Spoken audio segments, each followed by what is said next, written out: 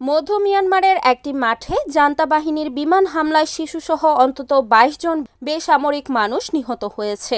শনিবার এএফপির বরাতে এই তথ্য জানিয়েছে। প্রতিবেদনে বলা হয়, জান্তা সরকার সশস্ত্র গোষ্ঠীগুলোকে লক্ষ্য করে বিমান হামলা চালিয়ে গ্রামগুলোকে ধ্বংস করেছে। ২০২১ সালে জান্তা বাহিনী গণতান্ত্রিক সরকারকে উৎখাত করার পর থেকে মিয়ানমারে গৃহযুদ্ধ চলছে।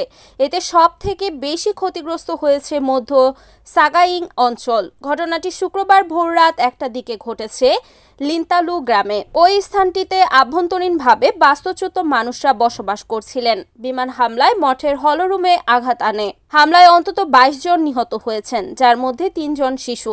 এছাড়া ২ জন গুরুতর আহত অবস্থায় হাসপাতালে চিকিৎসাধীন রয়েছেন। হতাহতের শিকার মানুষগুলো ভেবেছিল বৌদ্ধ মঠে থাকা নিরাপদ, সেখানেও বোমা বর্ষণ করা হয়। দেশটি শুধু গৃহযুদ্ধই নয়, প্রাকৃতিক দুর্যোগেও জর্জরিত। সাগাইং অঞ্চল চলতি বছরের মার্চ মাসে ৭.৭ মাত্রার ভূমিকম্পে ভয়াবহভাবে ক্ষতিগ্রস্ত হয়েছিল, যাতে প্রায় ৩,৮০০ জন নিহত এবং ১০,০০০-এর বেশি মানুষ গৃহহীন হয়। ভূমিকম্পের পর সেনাবাহিনী ও সশস্ত্র গোষ্ঠীগুলোর মধ্যে একটি অঘোষিত যুদ্ধবিরতি শুরু হলেও সংঘর্ষ ও বিমান হামলা অব্যাহত রয়েছে। এর আগে গত মে মাসে সাগাইংয়ের ওয়েথেইন কুইন গ্রামে একটি স্কুলে বিমান হামলায় ২ জন শিক্ষকসহ ২০ জন নিহত হন।